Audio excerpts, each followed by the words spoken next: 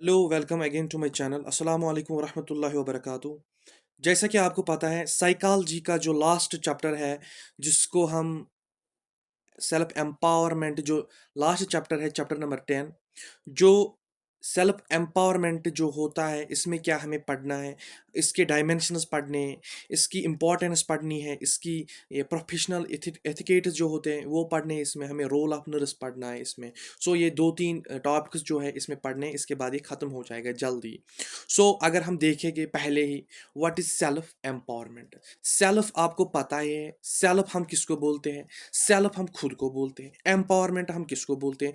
Power, authority, जो हमारी authority होती है उसको सो खुद की अथॉरिटी जब बिल्ट होती है उसको बोलते हैं हम सेल्फ एम्पावरमेंट।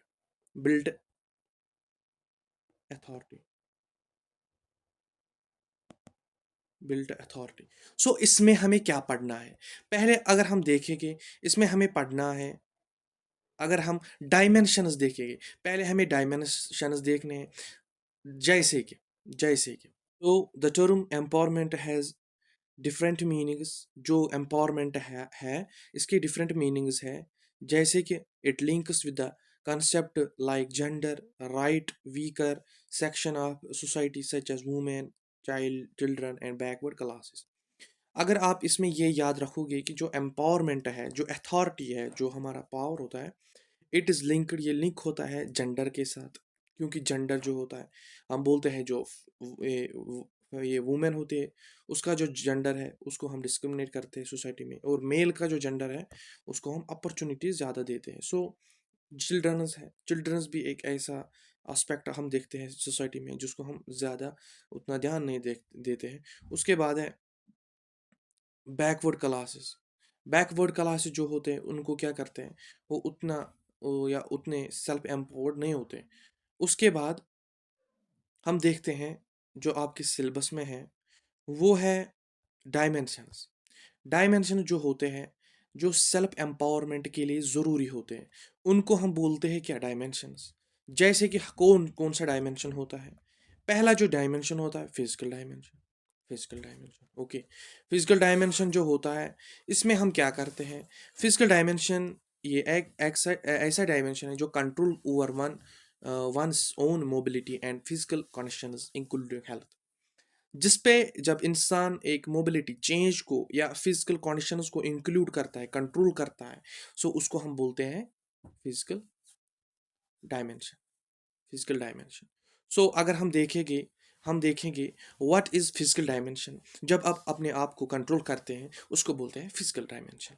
सो फिजिकली जो फिजिक हमारा होता है, सो हेल्थ इसमें आता है। इसके बाद है इसके बाद है साइकोलॉजिकल डायमेंशंस। साइकोलॉजिकल डायमेंशंस हमारा जो कॉन्फिडेंस लेवल है, हमारा सेल्फ एस्टीम कितना है, कॉन्फिडेंस आपका कितना है, आप लोगों के सामने कितना एक्सप्रेस करते हो, आपका सेल्फ एस्टीम आपका रेस्पेक्ट क्या है अपने आप में, कितना आपको आप पहचानते कितने हैं अपने आप को, मतलब आपकी रेस्पेक्ट क्या है खुद में। सो क्या उसको क्या बोलते हैं? Self esteem. इसके बाद है कॉग्निटिव डायमेंशन। कॉग्निटिव डायमेंशन हम बोलते हैं आपकी अवेयरनेस अपने ऊपर, अपनी आपकी मतलब आप कितना अपने आप को एनालिसिस करते हो। जब आप अपने आप को एनालाइज करते हो उसके बाद आपके ऊपर क्या आता है? अपने आप में एक अवेयरनेस आती है, अपने आप को आप जानते हो। सो इसके बाद है इकोनॉमिक डायमेंशन। इकोनॉमिक डायमेंशन में है आपकी एसेसिबिलिटी। एसेसिबिलिटी हम किसको बोलते हैं? आपके रिसोर्स कितने हैं, आप कितने एंगेज हो प्रोडक्शन के साथ, कोई बिजनेस करता है या कोई एक्टिविटी करते हैं, या उसके बाद हम क्या करते हैं? हम इंडिपेंडेंट हो जाते हैं। इंडिपेंडेंट का मतलब क्या है? पहले जब हम छोटे थे या आज भी है, उस हम क्या करते हैं? हम अपने बाप को क्या बोलते हैं? अगर कोई हमें चीज़ लानी पड़ती है हम बोलते हैं अपने बाप को, सो दैट कि हमारी वो नीड पूरी हो जाए। बट हम इंडिपेंडेंट हम इंडिपेंडेंट नहीं है, हम डिपेंडेंट है। क्या है? ओके, डिपेंडेंट है। सो यहाँ पर हम देखते हैं कि जब हमारे पास एक हम जब किसी चीज़ के साथ एंगेज होते हैं। सो एंगेज का मतलब है जब हम कोई बिजनेस करते हैं, कोई जॉब करते हैं, उसके बाद हमारी क्या है? हमारी मुनी आती है, हमारे पास आती है मुनी। मुनी के बाद क्या करते हैं? हम कोई भी प्रोडक्ट बाय कर सकते हैं। उसके बाद क्या हम बनते हैं? इंडिपेंडेंट। सो हम जब खुद का बिजनेस स्टार्ट करते हैं, इसके बाद आता है पॉलिटिकल डायमेंशन।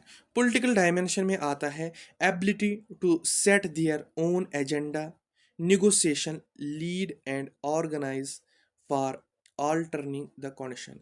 सो जब एक मतलब पॉलिटिकल डायमेंशन अगर देखेंगे, अगर कोई मतलब ऑर्गेनाइजेशन होगी, उसकी वजह से हम क्या करते हैं, हम उस कंडीशन से बाहर निकलते हैं। अगर हमारा कोई मतलब एम होता है कि हम मतलब कोई चीज़ हासिल करें, उसके बाद क्या होता है, हमें ज़रूरत है पॉलिटिकल डायमेंशन की। ओके, पॉलिटिकल डायमेंशन के से क्या होता है, हमारी डेवलपमेंट होती है। ओके, हमारी डेवलपमेंट, सो फिर उसके बाद क्या होता है, हमारा हमारा जो सेल्फ एम्पावरमेंट है वो उसकी लेवल क्या होती है, रेज होती है। ओके, इतना समझ आया। ओके, इसके बाद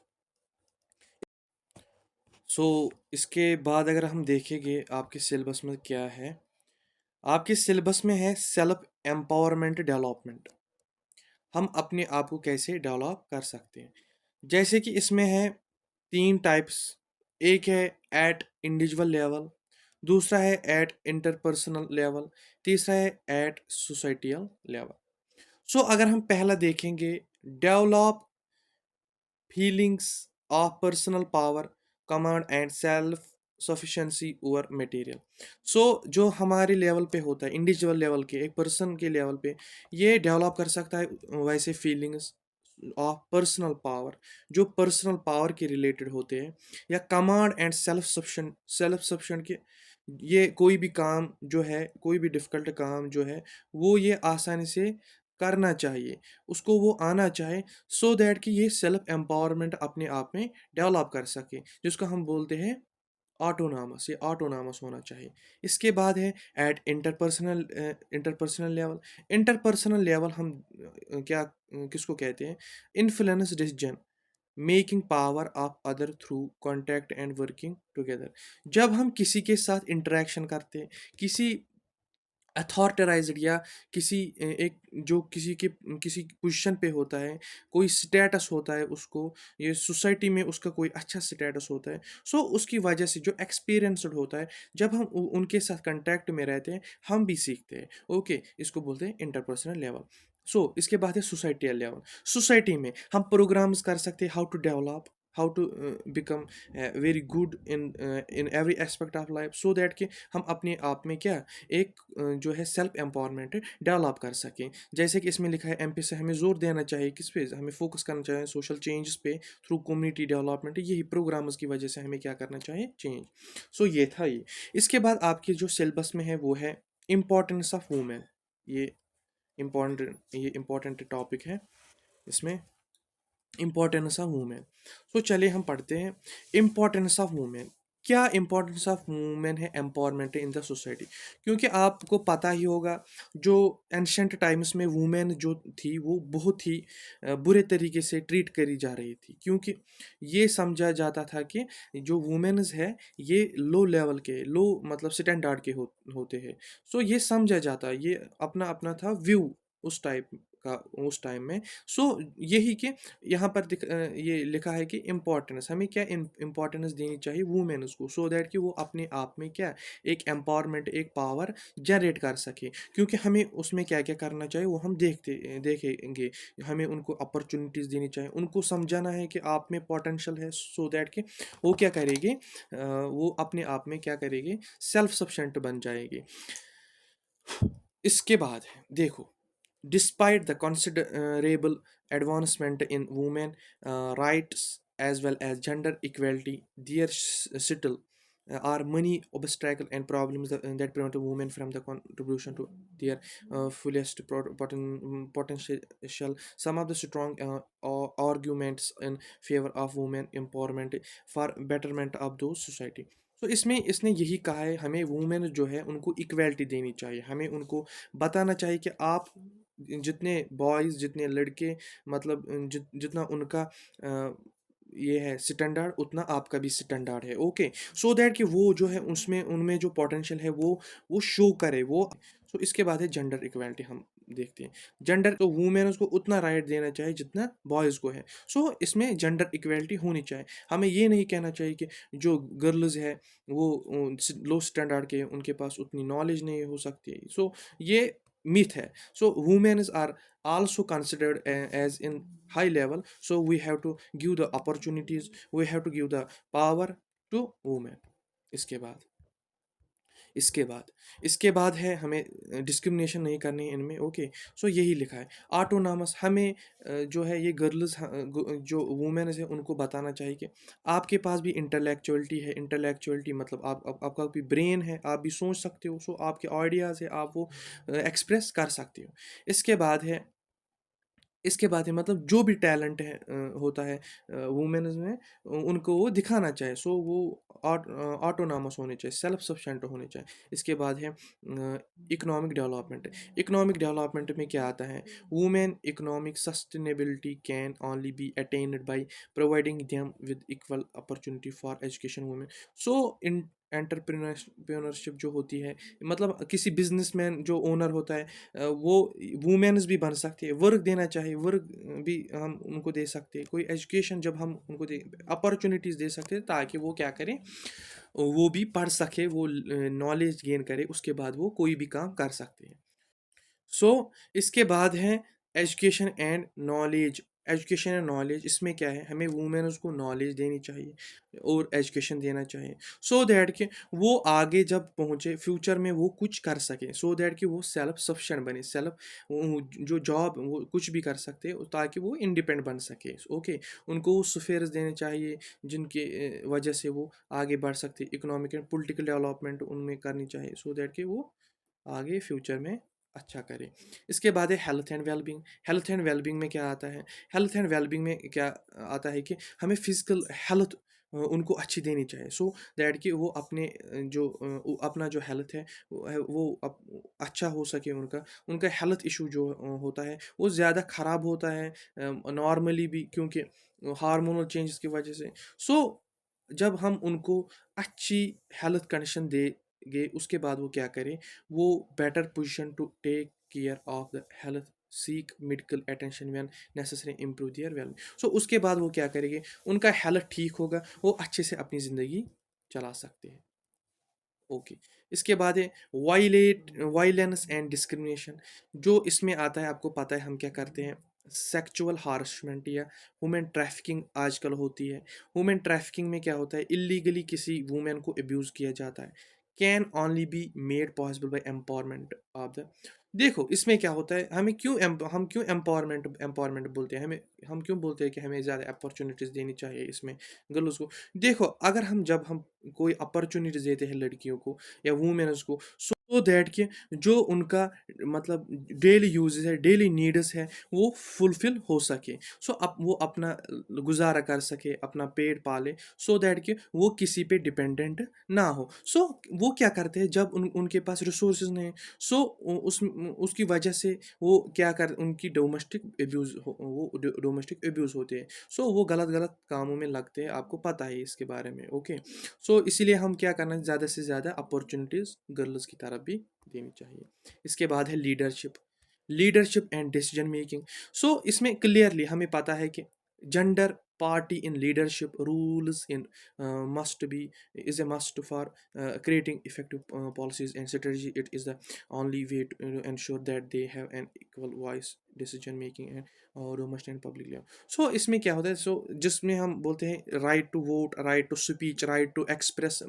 सो ये कुछ इनका हक है बोलना, जैसे कि ये जो है बॉयज़ है या मैनस है, जितना उनका हक है उतना ही गर्ल्स वुमेन्स में होना चाहिए। सो जेंडर इक्वलिटी होनी चाहिए। आपको समझ आ रहा है। सो वो पॉलिटिकल पार्टीज में लीडरशिप उनका रोल होना चाहिए, वो लीडरशिप भी बन सकते, वो लीडर भी बन सकते। सो इसमें नहीं है कि लड़का ही लीडर होना चाहिए। सो लड़की भी, उसका भी हक है, right to vote, right to speech, right to express, so उसका भी हक है, वो कर सकती है। सो इसके बाद है social and culture change. Social and culture change में क्या आता है, women empowerment is probably most logical way to challenge societal and cultural conventions that support gender inequality and prejudice and advance culture that or honours and respects women contribution. So इसमें क्या है, इसमें आपको सिर्फ सोसाइटी में हमें क्या करना चाहिए, हमें वुमेन्स को एम्पावर करना है, उनको अथॉरिटीज़ देनी है, उनको लीडर बना है, ताकि वो चैलेंज करे हर कोई सोसाइटियल मतलब जो है ऑब्स्ट्रैकल, वो उसको मतलब अपोज कर सके। क्यों? जब उनको हम अपॉर्चुनिटीज़ देते हैं, जब उनको हम इनइक्वालिटी से बाहर निकालते हैं, सो उसके बाद उनमें क्या आता है, एम्पावरमेंट आता है, एक किस्म का वो मोटिवेशन आती है, सो दैट वो क्या करते हैं, वो सोसाइटी में अच्छे से रह सकते हैं, वो कोई भी प्रॉब्लम फेस कर सकते हैं। सो इसके बाद क्या है, इसके बाद है role of nurse in empowering others. So हमें इसमें क्या पढ़ना है ज़्यादा, यही नर्सिस का। नर्सिस में क्या होता है कि इनका भी ये काम होता है, ये दूसरों को, क्योंकि हम सोशियोलॉजी पढ़ रहे हैं, हमारा जो, हम किससे बिलोंग करते हैं, नर्सिंग कोर्स से। सो नर्सिस का ज़्यादा रोल है इसमें कि ये दूसरों को क्या करें, एम्पावर करें। सो जैसे कि ये इनका वाइटर रोल है किनके साथ, अदर्स या पेशेंट्स के साथ, not only patients with colleagues के साथ, टीम पार्टनर्स के साथ, दे प्रोवाइड एजुकेशन सपोर्ट। सो ये क्या करे, एजुकेशन दे सके, नॉलेज दे सके दूसरों को, सपोर्ट दे सके, मतलब हर किसी जो प्रॉब्लम है उसके बारे में ये कह सके, सपोर्ट कर सके, ये एडवोकेसी, हेल्प करे दूसरों को, मतलब जो राइट है उनका, पेशेंट्स का जो राइट है उनमें क्या करे, नर्सिस क्या करें, हेल्प करें। सो इसके बाद है जो nurses role in the empowering junior nurses. So इसमें आपको सिर्फ ये याद रखना है, ये सिर्फ याद रखना है कि जो हेड नर्सिस होते हैं वो अपने जूनियर नर्सिस को कैसे क्या करें, अपॉर्चुनिटीज़ मोटिवेट करें। सो इसमें उनको यही कहना जो हमने पढ़ा अभी तक कि उनको manage leadership role it important है। सो उनको बोलना चाहिए कि आप कैसे अपने आप को पावर्ड बनाएँ, अपने आप को सेल्फ एम्पावरमेंट को कैसे बिल्ड करें, सो दैट कि आप भी आगे जाके मतलब नर्सेस जो है वो आगे जाके हेड नर्स बनती है, नर्सिंग ऑफिसर बनते हैं, सो दैट उनको जो उनका जो मोटिवेशन लेवल है वो ज़्यादा हो सके। सो इसके बाद है बिल्ड ट्रस्ट। बिल्ड ट्रस्ट ये आपस में, मतलब ये जो हेड नर्स है ये एक दूसरे के साथ जूनियर नर्सेस के साथ क्या अच्छे से काम करें, ताकि जो जूनियर नर्सेस ये इन पे ट्रस्ट कर सके, सो दैट कि जो आगे जो कुलीग टीम वर्क है सो ये अच्छे से कर पाए, क्योंकि जब ट्रस्ट बिल्ड होगा सो आपस में काम भी अच्छा ही होगा। आपको यही याद रखना है। सो इसके बाद क्या है, इसके बाद है प्रोवाइड अपॉर्चुनिटीज़। आपको सिर्फ खुद काम नहीं करना चाहिए, आपको अपॉर्चुनिटीज देनी चाहिए दूसरों को भी, क्योंकि जो जो उनकी मिस्टेक्स होती है, वो पहले मिस्टेक्स के बाद क्या बनता है, एक सक्सेस। सो जब पहले फेलियर होता है उसके बाद क्या होता है, सो अगर आप उनको अपॉर्चुनिटीज़ नहीं देते हो तो उसके बाद वो मतलब उस फील्ड में नहीं जाते हैं, सो उनको उसकी लर्निंग नहीं होती है, ना नॉलेज होती है, सो उसके बाद क्या होता है, वो फेल हो जाते। सो उनको अपॉर्चुनिटीज़ देनी चाहिए, सो दैट कि वो भी वो काम कर सके। इसके बाद है प्रॉपर कम्युनिकेशन। जब आपका प्रॉपर कम्युनिकेशन होगा सो उसके बाद क्या होगा, अच्छा कम्युनिकेशन होगा, सो आपका जो इंटरपर्सनल बॉन्ड है आपस में वो अच्छा बन जाएगा। इसके बाद है इम्प्लीमेंट फीडबैक। आपको जल्दी से मतलब कोई भी जब आप काम करेंगे उसके बाद उसका क्विक क्या करना चाहिए, फीडबैक लेना चाहिए, क्योंकि जब हम फीडबैक लेते हैं उसके बाद हम क्या करते हैं, हम जान लेते हैं कि इसको समझ आया कि नहीं आया। प्रायोरिटी एनकरेजमेंट, आपको उनको एनकरेज करना है, उनको हिम्मत देनी है, सो दैट कि वो आगे जाके क्या कर सकें, अच्छा कर सकें नर्सिंग फील्ड में। जैसे कि nursing role in empowering student. So student को कैसे आप एम्पावर कर सके, जैसे know know each student interest. So आपको पता होना चाहिए कि जो स्टूडेंट का इंटरेस्ट है, गोल है, हॉबीज़ है, उनको क्या हमें क्या करना है, हमें जानना है, सो दैट कि हम उनको वही वही चीज़ें प्रोवाइड कर सकें, सो आगे जाके वो उसी फील्ड में जा सकते हैं। प्रोवाइड कंसिस्टेंट फीडबैक, उनसे भी क्या, स्टूडेंट से भी, कि जैसे जूनियर नर्स से उनसे हम फीडबैक लेते हैं, उसी तरह हम क्या जो स्टूडेंट्स उनसे भी क्या हमें करना चाहिए, फीडबैक लेना चाहिए, सो दैट कि वो प्रोग्रेस हो जाए उनके मतलब वो आगे जाके फ्यूचर में अच्छा कर सके। सो इसके बाद क्या है, पॉजिटिव प्रोवाइड पॉजिटिव रीइंफोर्समेंट। हमें उनको पॉजिटिव स्ट्रॉन्ग बना, हमें उनको रीइंफोर्स सो पुश करना है, स्ट्रांगली पुश करना है, सो दैट कि वो पॉजिटिव वे में जा सके। सो हमें उनको क्या करना है, हमें उनको प्रोवाइड करना है ऑल ऑल पॉजिटिव मतलब सिस्टम, ताकि वो क्या करे, वो आगे जाके फ्यूचर में अच्छा कर सके। इसके बाद सो इसके बाद है बी अप्रोचेबल। अप्रोचेबल से क्या होता है, जब आप अप्रोचेबल मतलब इसका मतलब है जब आप स्टूडेंट के साथ मतलब बॉन्ड बनाते हैं, इसके बाद क्या होता है, आप उनकी प्रॉब्लम जान सकते हो, सो उनको लगना चाहे आप उनके साथ हो, सो दैट कि वो आपको हर कोई प्रॉब्लम कह सके। म्यूचुअल रेस्पेक्ट करना चाहिए, क्योंकि वो आपके साथ भी वैसा ही रेस्पेक्ट कर सके। इसके बाद है help students take responsible for guiding their own learning. So आपको स्टूडेंट्स को कहना चाहिए कि गाइड करना चाहिए कि आपको ये करना है, लर्निंग उनको सिखानी है कैसी करनी है। सो एनकरेज करना है, इसमें भी आपको वो क्यों वो उनकी एबिलिटीज़ डेवलप हो सके। बिल्ड ट्रस्ट, आपको ऐसे जैसे हमने पढ़ा अभी, नर्सिस के बीच में हमें ट्रस्ट बनाना चाहिए। सो उसकी वजह से क्या होगा, trust students teachers create trusting environment. उसके साथ क्या होता है, एक बिल्ड होता है ट्रस्ट, उसके बाद क्या होता है, डेवलपमेंट होती है उस सिस्टम में। सो इसके बाद है build positive teacher student relationship. So एक नेगेटिव फील्ड नहीं बनना चाहिए, एक पॉजिटिव मतलब फील्ड बनना चाहिए, सो दैट कि आप आपस में एक दूसरे के साथ एक कन्वर्जेशन अच्छे से कर सकें। Create innovative learning environment. Innovative हम किसको बोलते हैं, नए नए जो क्रिएटिव थिंग्स हैं वो सिखाने चाहिए, ताकि जो इनकी मेंटल हेल्थ या मेंटल कॉग्निटिव हेल्थ या क्रिटिकल थिंकिंग वो हाई हो जाए। इसके बाद है प्रोवाइड एम्पल अपॉर्चुनिटी। इनको बहुत सारे अपॉर्चुनिटीज़ देने चाहिए एम्पल अमाउंट में, सो दैट कि ये क्या आगे बढ़ सके, फ्यूचर में compete कर सके दूसरों के साथ। तो इसके बाद है एनहांस सेल्फ। इनको बताना चाहिए कैसे कि आप अपने आप में मतलब वो एस्टीम, सेल्फ एस्टीम, रेस्पेक्ट कैसे बढ़ा सकते हो, सो दैट कि आपका जो ये मतलब फ्यूचर है वो अच्छा हो सके, सो दैट आप आगे जाके हर किसी फील्ड में अच्छा कर सकते हो। इसके बाद है आपके जो सिलेबस में है, आपके सिलेबस में है प्रोफेशनल एटिक्यूट्स। एटिक्यूट्स हम किसको बोलते हैं, आपकी बिहेवियर को, बिहेवियर, आपके बिहेवियर को हम क्या बोलते हैं, एटिकेट्स। सो प्रोफेशनल जो हमें रूल्स और रेगुलेशंस के साथ हमें बिहेवियर करना चाहिए, उसको बोलते हैं प्रोफेशनल एटिकेट। जैसे कि etiquette is a code of manner, एक लॉ होता है, कोड ऑफ मैनर उसी को बोलते हैं। मतलब आप कैसे बिहेव करते हो, मैनर, आपके मैनर्स कैसे। पोलाइट रूल सोसाइटी और प्रोफेशनल ग्रुप, इन ग्रुप या प्रोफेशनल ग्रुप में it refers to the various manners, behavior that prescribed and observed in social life. In the context of nursing, etiquette not only include the nurse behavior towards patients and colleagues, but also establish the relation with the patient, colleague and the supervisor. So इनके साथ हमें बनाना है क्या, एक bond. वो bond होना चाहिए एक रियलेबल, एक अच्छा बॉन्ड। सो उसमें बिहेवियर भी अच्छा होना चाहिए, आपके मैनर्स भी अच्छे होने चाहिए, not only with colleagues and patients with supervisors also। सो इसमें यही लिखा है, आपको जो प्रोफेशनल रिलेशनशिप है वो कैसे अच्छी बन सकती है, जब आपके पास प्रोफेशनल एडुकेटर्स हो। सो इसके बाद क्या है, इसके बाद ही यही लिखा है, need for professional educators. Need, क्यों नीड है, क्यों, आपको तो खुद ही पता होगा।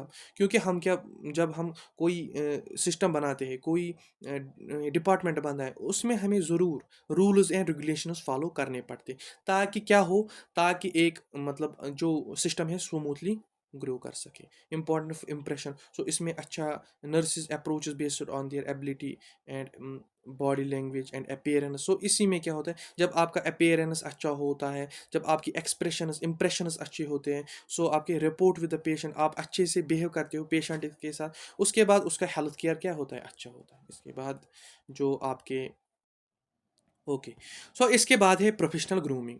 प्रोफेशनल ग्रूमिंग आपको पता है, ग्रूम हम बोलते हैं अपने आप को क्लियर, क्रिस्टल क्लियर रखना, क्योंकि आपको डील करना है विद पेशेंट्स के साथ। पेशेंट्स आपको तभी एक्सेप्ट कर पाएंगे जब आपका फिजिकल बिहेवियर अच्छा होगा, जब आपके बाल अच्छे होंगे, जब आपके टीथस अच्छे होंगे, जब आपकी अगर आपके पास फाउल स्मेल होगी, तो आपको पेशेंट्स क्या बोलेगा, वो आपको एक्सेप्ट नहीं करेगा। जब आपका ट्रिमिंग अच्छा होगा, आपका जो, अगर हम देखेंगे आपके नील जो होते हैं वो कट किए होने चाहिए। सो इसके बाद क्या है, आपकी यूनिफॉर्म होनी चाहिए अच्छे से, वो क्लियर होनी चाहिए, सो दैट कि जो पेशेंट है उसको इम्प्रेशन पड़ सके आपके बिहेवियर से। इसके बाद है आपको कि आपका जो गर्ल्स में मेकअप होता है वो उतना नहीं होना चाहिए, वो मॉडरेट लेवल का होना चाहिए, ताकि जो पेशेंट है वो डिस्ट्रैक्ट या वो अनकंफर्ट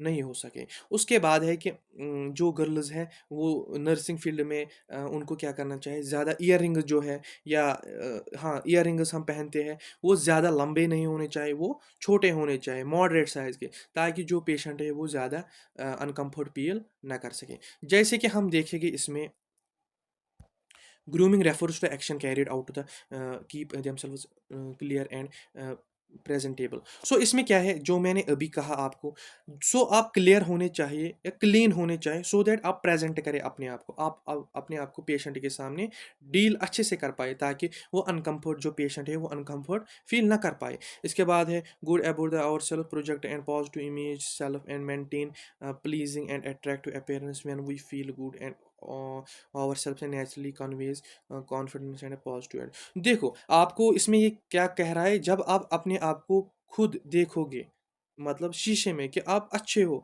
आप अपने आपको बोलते हो नहीं मैं अच्छा हूँ, तो उसके बाद आपको जो आपका जो पेशेंट है, आपका जो कुलीग है वो आपको अच्छा कहेगा।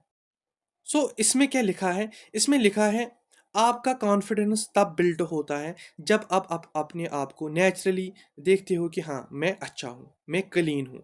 तो जब आप अपने आप को खुद कहते हो कि मैं क्लीन हूँ, मैं अच्छा हूँ, उसके बाद आप खुद जो पेशेंट, उसके बाद पेशेंट आपको खुद एक्सेप्ट कर पाएगा। सो योर एटीट्यूड जो है, एटीट्यूड जो होता है वो खुद अच्छा हो सकता है, क्योंकि पहले आपको ग्रूमिंग अच्छी होनी चाहिए। आपका जो way of looking, way of talking, way of मतलब बिहेविंग, सो उसमें क्या होना चाहिए वो ठीक होना चाहिए। इसके बाद यही लिखा है इसमें कि रेस्पेक्ट एट वर्क प्लेस, आपको रेस्पेक्ट करना चाहिए अपने वर्क प्लेस में। बाकी इसमें सिर्फ यही लिखा है आपका ग्रूमिंग कैसे होना चाहिए। हाँ, इसके बाद है ड्रेस कोडिंग। अगर आप ड्रेस कोड देख सकते हो, देखो इसमें लिखा है ना यहीं पर ज्वेलरी, हेयर कट होना चाहिए। सो जो मैंने कहा अभी, सो ये आप देख सकते हो।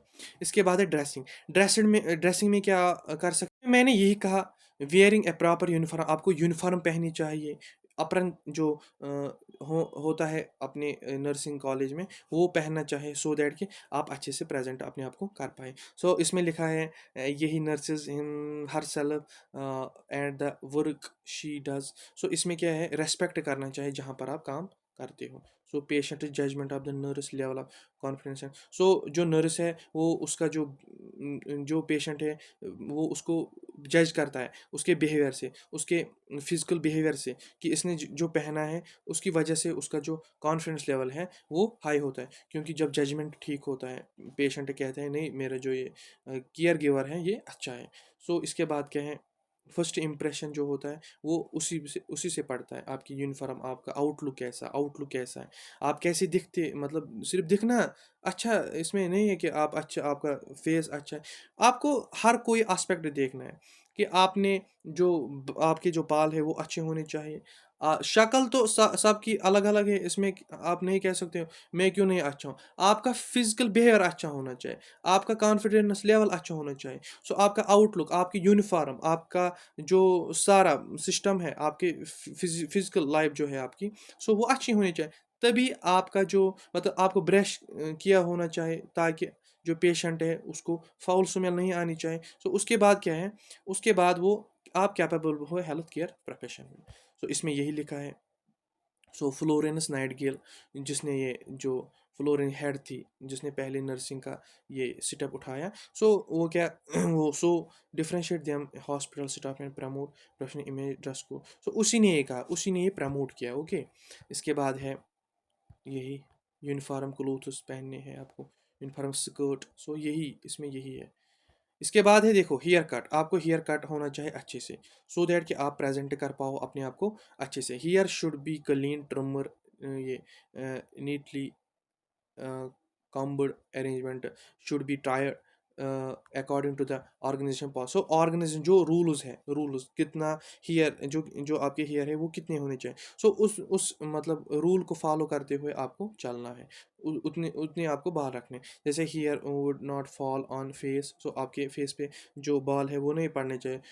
सो इसके बाद आईब्रोज पे नहीं पड़ने चाहिए। अट्रैक्टिव रबर बैंड, आपको अगर गर्ल्स है उनको अगर ज़्यादा बाल होते हैं सो उनको रबर बैंड पहनना चाहिए। So here colour must look natural, आपका हेयर कलर मतलब उतना कंट्रास्ट नहीं करना चाहिए, उसको हेयर कलर सिंपल नॉर्मल होना चाहिए। Man hair should be above the ear, so above the ear होना चाहिए, so not on the collar. Moustache जो आपके मूछें हैं, so should be well groomed and not grow beyond the mouth. Okay, आपको पता है, सो यहाँ से आपको ट्रिम करना है। बियर्ड शुड बी ट्रिमर, आपका जो ये मुंह का लुक है, जिस पे बियर्ड आपको है लगी हुई, वो आपको ट्रिम करना है। तो ज्वेलरी क्या है, इसमें आपको मैंने पहले ही बताया, उतनी ज्वेलरी आपको नहीं लगानी चाहिए जिससे आपका जो पेशेंट है वो अनकम्फर्ट फील हो सके। सो यही लिखा है, necklace should not above the shirt line. So यही होना चाहिए कि आपका जो नेकलेस है वो ये शर्ट के ऊपर नहीं होना चाहिए, वो अंदर होना चाहिए। Body piercing is not advisable except for earring for women. So आप जो वो छेदते हो, नाक छेदते हो या कान छेदते हो, सो इसमें सिर्फ क्या है, इसमें रूल है सिर्फ एक्सेप्ट फॉर ईयर, आपको सिर्फ कान छेदने हैं, बाकी कुछ नहीं इसमें। मेकअप मेकअप उतना होना चाहिए जितना मतलब सूट हो, ज़्यादा नहीं, ओवर नहीं करना चाहिए। सो जिससे एक इंसान क्या वेल ग्रूम दिखना चाहिए उससे। जैसे कि मेकअप शुड बी सुपायरिंगली। इसके बाद है natural skin colour and features, ये दिखना चाहिए कि आप नेचुरल हो। Lipstick colour should be conservative and compatible with individual. So वो कंपैक्टेबल हो, वो ज़्यादा जो लिपस्टिक हम लगाते हैं, लड़कियां लगाती हैं, सो वो ज़्यादा नहीं होनी चाहिए, सो वो नेचुरल होनी चाहिए। Artificial eye lashes should be avoided. पता है आई लैशेज क्या होते हैं, जो यहाँ से लगाते हैं वो यहाँ तक, सो वो नहीं होनी चाहिए। फ्रेगरेंस, सो इसमें यही है कि आपकी फ्रेगरेंस है वो पेशेंट को डिस्टर्ब नहीं करनी चाहिए। सो लोशन सेंटेड जो है, जो आप लोशन लगाते हो, सो वो एक्सेस अमाउंट में नहीं लगाना चाहिए, ताकि अगर आप ज़्यादा लगाओगे पेशेंट इरिटेट हो सकता है। नेल्स, नेल जो है इससे इन्फेक्शन हो सकता है, पेशेंट्स को भी नर्सिस को भी। अगर आपके नेल्स ज़्यादा होते हैं तो उससे क्या होता है, उससे इन्फेक्शन हो सकता है, क्योंकि आप खाना खाते हो, वही बैक्टीरिया वैक्टीरिया जो इसमें बंद होते हैं, तो वो किस में चले जाते हैं, फूड में। Nail should B trimmer 1/4 inch. So 1/4 inch क्या, फ्रॉम द टिप, जो टिप है इससे 1/4 इंचेस वो कट होनी चाहिए। सो नेल पॉलिश जो है, आर्टिफिशियल नेल इंकुरे nail should be avoided. So nail polish ज़्यादा नहीं लगानी चाहिए, वो अवॉइड करनी है आपको। Grooming process is a professional nurse should being from the student period itself, as poor professional grooming में lead to poor image. So आपको क्या करना चाहिए, स्टूडेंट लाइफ से ही आपको अपने आप में अच्छे से जो कपड़े हैं या अच्छे से आपका जो फिजिकल लाइफ है, फिजिक है, वो अच्छा होना चाहिए, आपकी ग्रूमिंग अच्छी होनी चाहिए, ताकि आपको प्रेजेंट करना है एक सोसाइटी में भी। जब आपकी सोसाइटी आपको अप्रूव करेगा, उसके बाद आपको हर किसी फील्ड में अप्रूव कर सकते हैं, क्योंकि आपको डीलिंग करनी है, पब्लिक डीलिंग। सो आपको पेशेंट्स के साथ मिलना जुलना है। उससे क्या होता है, उससे आपकी जो लाइफ है, जब आप ग्रूम होते हो, उससे आपकी लाइफ एक्सेप्टेबल होती है, आपकी जो लाइफ है वो क्या होती है, एक्सेप्टेबल होती है। सो ये था चैप्टर जिसको हमने एंड किया। सो अगर कोई भी क्वेश्चन होगा, without any hesitation you can tell me. Thank you for watching, like और share and subscribe. Thank you.